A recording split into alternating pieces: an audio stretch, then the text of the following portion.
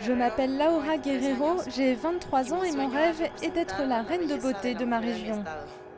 Le long métrage mexicain Miss Bala raconte l'histoire de cette jeune femme.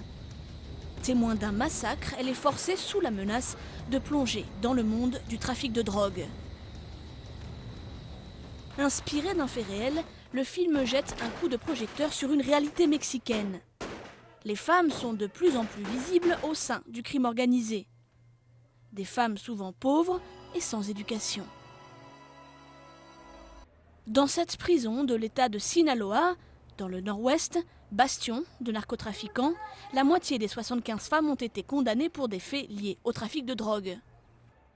Lupita Sanchez a été arrêtée dans un aéroport. Elle a été condamnée à 10 ans de prison pour avoir tenté de faire passer 2 kilos d'héroïne scotchée autour de sa taille. Pourquoi j'ai décidé de le faire? Parce que je voulais de l'argent et je me suis dit, eh bien voilà de l'argent facile à gagner. Attirées par l'argent ou sous la menace, les femmes dans les cartels sont utilisées pour transporter de la drogue, blanchir de l'argent et parfois commettre des assassinats. Rares sont celles qui gravissent les échelons. Elles ne sont pas, disons, des chefs. Elles n'ont pas de leadership au sein des groupes du crime organisé. Du moins, s'il y en a, elles ne sont pas en prison et encore moins dans l'état du Sinaloa. Selon le ministère de l'Intérieur, le nombre de femmes détenues a doublé ces 10 dernières années au Mexique.